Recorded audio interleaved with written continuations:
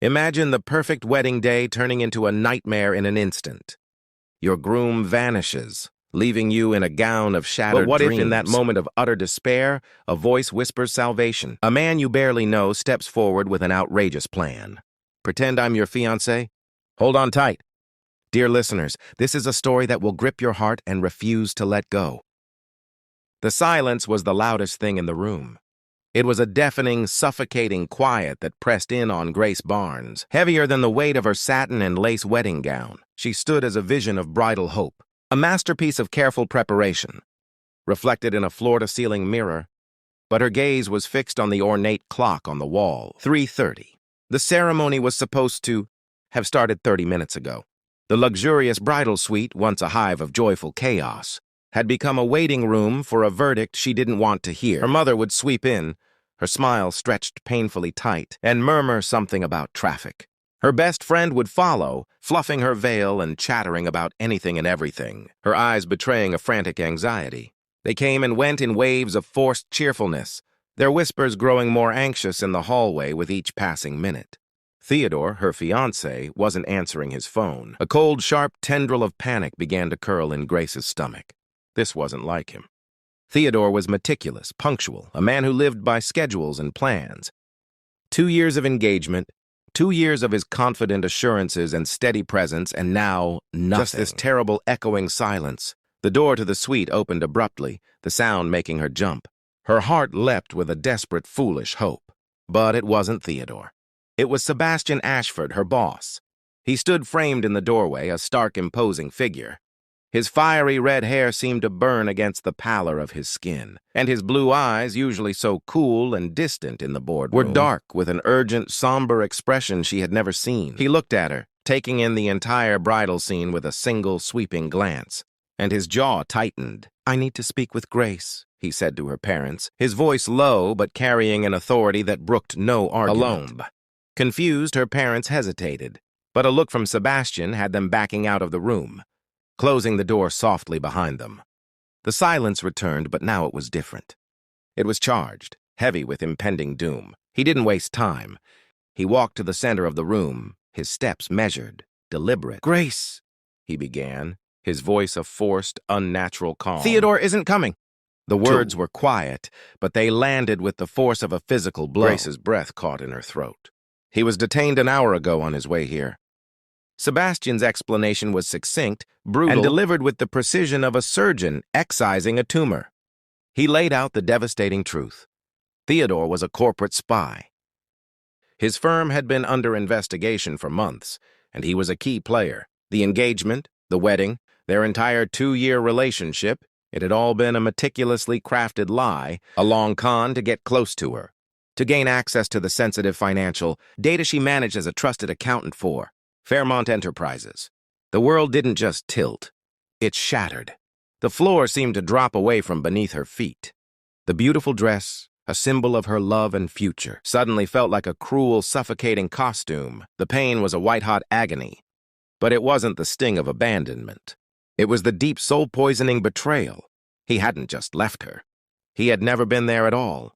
A low, wounded sound escaped her lips, and she sank into a nearby armchair, the voluminous skirt of her gown pooling around her like a shroud. "The guests," she whispered, the words broken, her mind seizing on the next wave of horror. Hundreds of people, friends and family, who had traveled from all over the country were waiting downstairs. The humiliation of facing them, of their pitying stares, was a fresh nightmare. Sebastian watched her, his expression hardening into a mask of cold, protective fury. He was a man who hated disorder. But what he hated more, she was about to discover, was cruelty. He crossed the room and did the last thing she ever would have expected. He knelt before her. The powerful CEO, the man whose presence commanded entire boardrooms, was on one knee on the plush carpet, his gaze level with hers. "Grace," he said, his voice soft but "Most of your guests have never met Theodore up close. They flew here from all over the country to see you happy. They don't need to know about this betrayal. They don't need to know that your heart has been broken today." She stared at him, her mind unable to process his words. A fog of pain and confusion clouded her thoughts. What are you saying?" He took a deep breath, his piercing blue eyes holding hers, pinning her in place. He was about to offer her a lifeline, one so insane, so unthinkable, it defied all logic. "Pretend I'm your fiancé," he said, the words a low, steady anchor in her swirling chaos. "Just for today, so you don't have to face this humiliation. So you can walk out of this room with your head held high." A hysterical laugh almost bubbled up in her throat. "But they'll know," she stammered. "You're my boss. People from the office are here." "They don't know me," he interrupted, his voice a tender, compelling whisper that cut through her panic. "And I will not let that man destroy you." He rose to his feet in one fluid motion, a towering figure of unexpected chivalry. He extended his hand to her. It was a gesture of offering, not command, a choice. "Are you ready?" he asked, his conviction so absolute, so powerful that for a wild, fleeting moment, it almost made her believe. Grace stared at his outstretched hand. It was a strong, capable hand, one she had only ever seen signing documents or gesturing decisively in meetings. Now it was offered to her as a lifeline in the wreckage of her life. For a moment that stretched into an eternity, she was frozen, caught between the crushing reality of her betrayal and the sheer insanity of his proposal. Then, with a trembling breath that felt like her last ounce of strength, she placed her hand in his. His fingers closed around hers, his grip firm and impossibly steady. It was an anchor. In a trance, she allowed him to pull her to her feet. The door opened to reveal her parents' shocked and worried faces. Before they could speak, Sebastian stepped forward, positioning himself slightly in front of Grace, a subtle human shield. "Trust me," he said, his voice low and commanding, yet imbued with a strange reassurance. "I am protecting her." Her parents, stunned into silence by the force of his conviction, simply nodded, their eyes wide with a mixture of fear and confusion. The walk down the long corridor to the ceremony hall was the longest of Grace's life. Each step felt both impossibly heavy and strangely disconnected from her body. The only thing that felt real was the steady pressure of Sebastian's hand holding hers. He leaned in, his voice a private whisper meant only for her. "Just look at me, Grace," he murmured, his breath warm against her ear. "No one else in that room matters, just me." When the grand doors opened, a sea of faces turned toward them. A collective, confused murmur rippled through the crowd. But Sebastian didn't flinch. He held his head high, his expression calm and resolute, and led her down the aisle. Grace did as he said. She kept her eyes fixed on him, on the startling blue of his eyes, on the determined set of his jaw.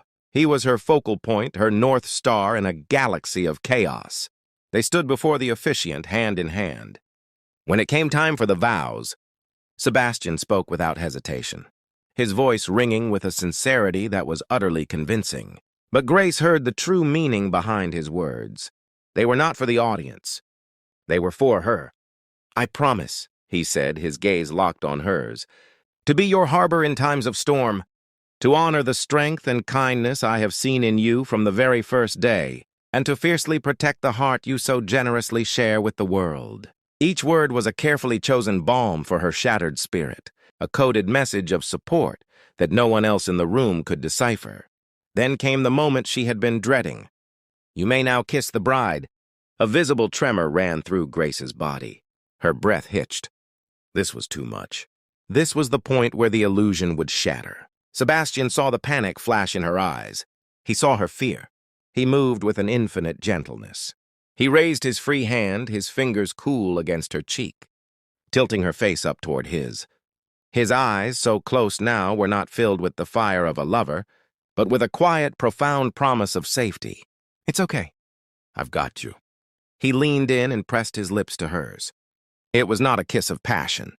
It was a kiss of pure, unadulterated protection. It was chaste, impossibly soft, and deeply respectful. It was a whisper of contact, a gesture meant to shield her, not claim her. Yet it lasted a fraction of a second longer than necessary. A silent acknowledgement of the gravity of their pact.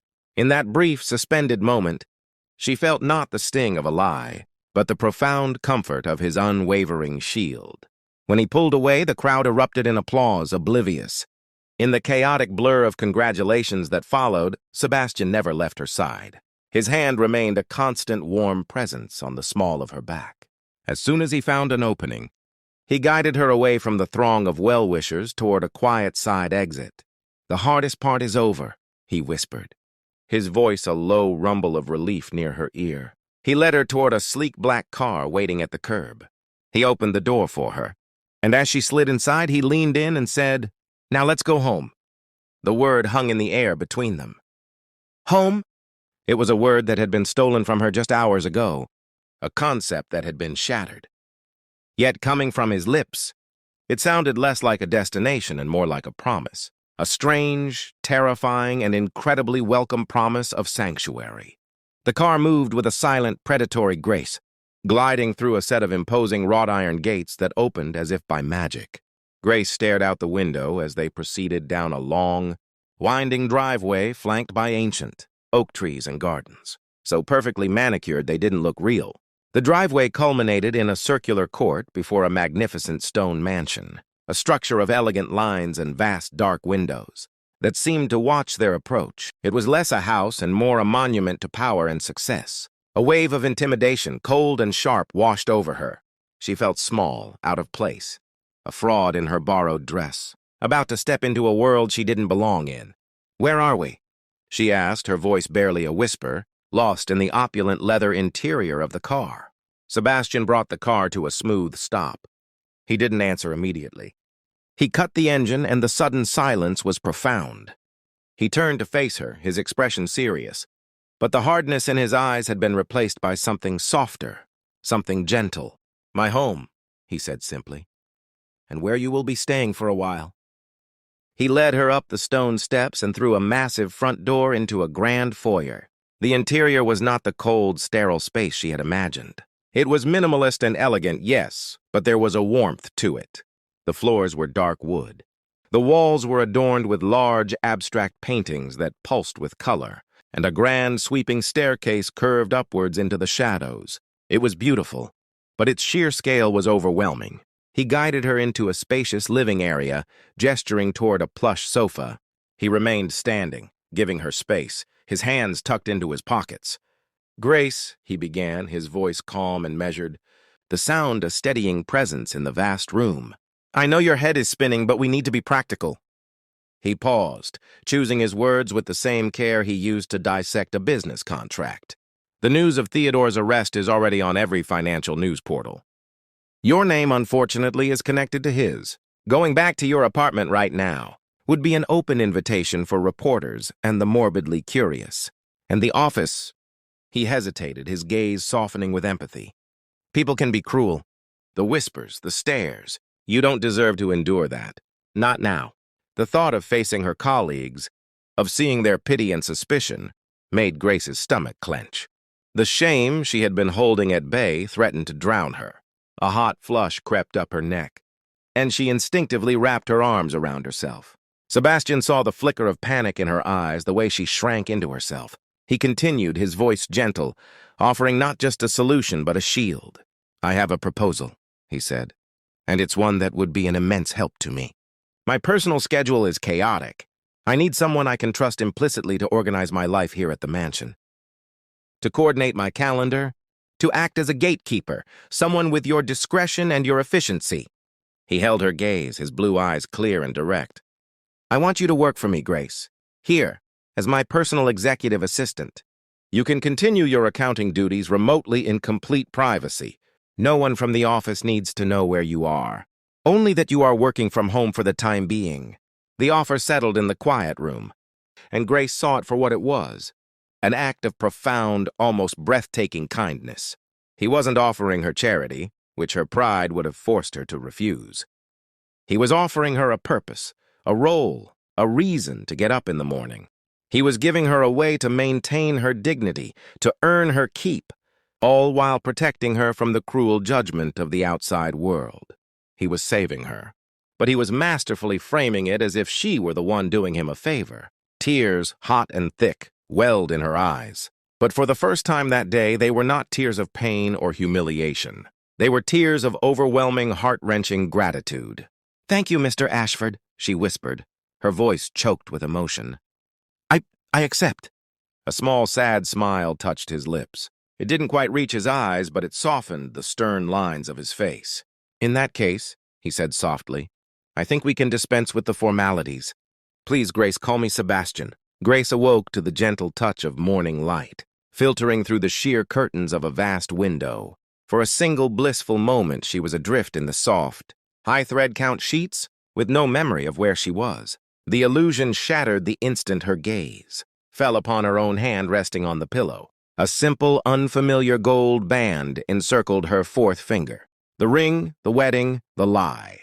The reality of the previous day crashed down on her with the force of a physical blow, the hollow ache of betrayal, the sharp sting of humiliation, and beneath it all, a strange and confusing sense of safety. She was in Sebastian Ashford's house, his wife in name only. She closed her eyes, a wave of dizziness washing over her. With a deep, steadying breath, she forced herself out of the luxurious bed. She dressed in a simple pair of trousers and a sweater. She found in the suitcase her parents had discreetly sent over last night. Each movement felt heavy, uncertain. She made her way down the grand, curving staircase, her soft footsteps swallowed by the immense silence of the mansion. The place felt less like a home and more like a museum before opening hours. Intimidated, she followed the distant, welcoming aroma of fresh coffee. It led her to a state-of-the-art kitchen, where a kindly older woman with a warm smile was arranging a platter of fruit. "Good morning, dear," the woman said, her voice gentle. "You must be Grace. I'm Mrs. Gable, the housekeeper. Mr. Ashford asked me to make sure you found everything you need." She gestured to a freshly brewed pot of coffee. "He said you like yours with a dash of cinnamon." The word stopped Grace in her tracks. Cinnamon? It was such a small, trivial detail, a preference she'd never mentioned, but that he must have observed on the rare occasions she'd brought her own mug to a morning meeting. It wasn't a grand gesture. It was something far more potent, an act of quiet, unnoticed observation. It was proof that long before yesterday's chaos, he had seen her. A warmth spread through her chest, a tiny flicker of light in the vast darkness of her grief. Later, she found her way to the home office, a beautiful light-filled room lined with books. Sebastian was already there, seated behind a large oak desk, a laptop open before him. He looked up as she entered, and his intense blue eyes immediately fell to her left hand, where she was nervously twisting the gold band on her finger. "You can take that off if you want, Grace," he said, his voice neutral. "The performance is over." She looked down at the ring. It felt heavy, a symbol of a lie, but it was also a symbol of his protection, of the hand he had reached out to her in her darkest moment. Taking it off felt like severing that fragile connection. With a calmness that surprised even herself, she met his gaze. "No," she said, her voice quiet but firm. "I'd like to keep it on for now." He raised a single auburn eyebrow, his curiosity piqued. "It's a reminder," she explained, the words coming to her with a sudden, clear certainty. Not of the lie, but a reminder that on the worst day of my life, a good man offered me his hand. Her simple, honest sincerity seemed to catch him off guard. The professional mask he wore softened, and a deep, profound respect dawned in his eyes. He saw not a victim, not a fragile employee, but a woman of quiet, unbreakable strength. For the first time since she had known him, a small, genuine smile touched his lips, crinkling the corners of his eyes. "As you wish," he said, his voice a low, intimate murmur that sealed a new, unspoken pact between them. "Mrs. Ashford." The first few days in the mansion passed in a blur of quiet efficiency. Grace threw herself into her new role, organizing Sebastian's chaotic schedule with a focus that bordered on obsessive. It was a welcome distraction, a set of neat, orderly tasks that stood in stark contrast to the tangled mess of her own emotions. She created color-coded calendars, streamlined his correspondence, and managed his household staff, all from the quiet sanctuary of the home office. It was a fragile peace, but it was peace nonetheless. That peace was shattered on a Thursday afternoon. She was sorting through Sebastian's secondary email inbox, a task he'd assigned to her to filter out non-essential communications, when a subject line made her blood run cold. "Internal report. Project Nightingale, Theodore Vance investigation." Her heart hammered against her ribs. It was clearly a misdirected email meant for the board security committee. Her first instinct was to delete it, to pretend she had never seen it. But a darker, more morbid curiosity took hold. She needed to know. She needed to understand the full scope of the lie that had been her life. With a trembling hand, she clicked it open. The report was a clinical, brutal dissection of Theodore's treachery. It contained transcripts of intercepted messages, timelines of his deceit, and detailed accounts of his manipulation. She read his words, his private communications with his real employers. He referred to her as the asset, the sweet, naive accountant. He mocked her quiet nature, her trust, her love. He detailed his plan to marry her, to gain her complete confidence, and then to exploit it for corporate espionage. "She's completely devoted," one of his messages read. "Another month after the wedding, and I'll have full access to the Fairmont ledgers." "The fool thinks it's love, it's just good business." The words were knives, each one twisting deeper into her heart. Tears blurred her vision, but she couldn't stop reading. Page after page revealed the depth of his deception. Fake love letters he'd drafted as practice. Surveillance photos of her daily routines. Even notes on how to mimic affection to keep her hooked. It wasn't just betrayal. It was a calculated annihilation of her trust in herself. She slammed the laptop shut, her breath coming in ragged gasps. The room spun. How could she have been so blind, so stupid? The humiliation burned like acid, eroding the fragile walls she'd built around her pain. Sebastian found her like that hours later, curled on the office floor, the laptop discarded beside her. He didn't ask questions at first. He simply knelt, gathered her into his arms with a gentleness that belied his strength, and carried her to the living room sofa. He wrapped a soft blanket around her shoulders and sat beside her, his presence a silent sentinel. When she finally spoke, her voice was raw, broken. "I read the report. I know everything now.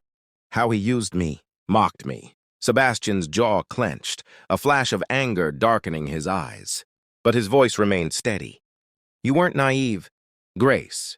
You were kind, trusting. That's not a weakness. It's a strength. He exploited because he had none of his own." She looked up at him, searching his face. "Why did you do this? Why save me like that? You could have just told me privately, let me cancel the wedding." He hesitated, his gaze drifting to the window where twilight painted the gardens in soft hues. "Because I've watched you for years. In meetings, you'd speak up not for glory, but for what's right. You'd stay late to help others. I saw a woman who deserved better than to be broken in front of the world." He turned back to her, his blue eyes intense. "And perhaps, because I know what betrayal feels like. My own past isn't spotless." For the first time, he shared a piece of himself. His ex-fiancée, years ago, had left him for a rival, taking company secrets with her. It had hardened him, made him build walls, but seeing Grace's pain mirrored his own, cracking those barriers. As the evening deepened, they talked, not as boss and assistant, but as two wounded souls finding solace in shared vulnerability. Sebastian's stories of his rise from a struggling entrepreneur to CEO revealed a man driven by loss, yet capable of deep empathy. Grace opened up about her dreams beyond accounting, writing poetry, traveling to quiet places where she could heal. By midnight, the air between them had shifted. No longer just protector and protected, but equals forging a tentative bond. As she retired to her room, Grace felt a spark of hope amid the ashes. Maybe, just maybe, this mansion wasn't a prison but a cocoon for rebirth. The following weeks brought subtle changes. Sebastian began joining her for breakfast, their conversations evolving from work to personal dreams. He'd surprise her with small gestures. A first-edition book of poetry on her desk. A weekend off to explore the estate's hidden gardens. Grace, in turn, softened his edges, convincing him to host a small dinner for close friends, reminding him that life wasn't just boardrooms. One evening, during a rare rainstorm, they found themselves in the library, thunder rumbling outside. Grace read aloud from her favorite poems, her voice a soothing melody. Sebastian listened, his eyes never leaving her face. "You have a gift," he said softly. "Don't hide it." In that moment, as lightning illuminated the room, their hands brushed. Neither pulled away. The touch lingered, electric, promising more than words could say. But shadows loomed. News outlets dug deeper into Theodore's scandal, hinting at Grace's involvement. Whispers reached the mansion. Was she complicit? Sebastian shielded her, but the pressure mounted. And then, a late-night call from an anonymous source threatened to expose their fake marriage, demanding hush money. Grace overheard Sebastian on the phone, his voice steel. "You won't touch her. I'll bury you first." Her heart raced, not from fear, but from the fierce protectiveness in his tone. That night she confronted him. "Why risk everything for me?" He cupped her face, his thumb tracing her cheek. "Because somewhere in this madness it stopped being pretend for me." The blackmail threat hung like a storm cloud over the mansion, but Sebastian moved with the precision of a general. He mobilized his security team, tracing the call to a disgruntled ex-employee linked to Theodore's network. Within days, the threat was neutralized, legally, quietly, without a whisper reaching the press. Grace watched in awe as he handled it. His commanding presence, a far cry from the gentle man who'd knelt before her on her wedding day. In the aftermath, a newfound intimacy blossomed. No longer confined to roles, they explored the estate together. Long walks in the gardens where Sebastian shared childhood stories of climbing those ancient oaks. Cozy evenings by the fireplace where Grace taught him to appreciate the simple joy of a home-cooked meal. Mrs. Gable watched with a knowing smile, whispering to Grace, "He's different with you, softer. It's good for him." One crisp autumn afternoon, Sebastian led her to a secluded part of the grounds, a private greenhouse filled with vibrant flowers. "I had this built years ago," he explained, "but never used it. Thought you might like to make it yours." Grace's eyes widened. Amid the blooms, she saw pots of soil waiting for her touch. "For poetry, or something more?" "For whatever heals you," he replied, his voice low. As she tended the plants in the days that followed, Grace found her words flowing again, poems of loss turning to verses of renewal. Sebastian would join her, reading drafts aloud, his deep timbre giving them life. Their conversations deepened, revealing layers. His fear of vulnerability after his betrayal, her lingering doubt in her own judgment. One night, under a canopy of stars on the mansion's terrace, the dam broke. Grace confessed her fears. "What if I'm just a project to you?" "A damsel you saved?" Sebastian took her hands, his blue eyes fierce. "Grace, from the moment I saw you in that boardroom, quiet, brilliant kind, you intrigued me. But I kept my distance. Theodore's betrayal gave me an excuse to step in. But what I feel now, it's real. You're not a project. You're the woman who's thawing my frozen heart." Tears streamed down her face as she whispered, "I think I'm falling for you, Sebastian. Not the hero, but the man." He pulled her close, their lips meeting in a kiss that was everything the wedding one hadn't been. Passionate, yearning, true. It was a merging of souls, a promise forged in fire. Months passed and the scandal faded. Grace returned to the office part-time, head held high. With Sebastian by her side, not as boss but as partner. They annulled the fake marriage quietly, only to plan a real one, intimate on the estate, surrounded by those who knew their story. On their true wedding day, under the oak trees, Grace walked toward him in a simple gown, her gold band now a symbol of choice. Their vows echoed the first, but with deeper meaning. Harbors in storms, honors of strength, protections of hearts. As they danced under the stars, Sebastian whispered, "Pretend? Never again. This is forever." Grace smiled, her heart whole. From the ashes of betrayal rose a love unexpected, unbreakable. And so, dear listeners, our story ends not with silence, but with the sweet symphony of two hearts beating as one. If this tale touched you, share your thoughts below. Until next time, may love find you in the most surprising ways. And so, dear listeners, our story comes to a gentle close. From the shattering silence of a broken dream to the quiet strength of a hand extended in the darkest hour, Grace found not just rescue, but a love that was real, patient, and beautifully unexpected. Sometimes life breaks us in the places we thought were strongest, only to rebuild us with something far more precious. Sometimes the person we least expect becomes the one who shows us what true protection, true respect, and true love really feel like. Sebastian didn't just save Grace from humiliation that day. He gave her back her belief in goodness, in kindness, and eventually, in love again.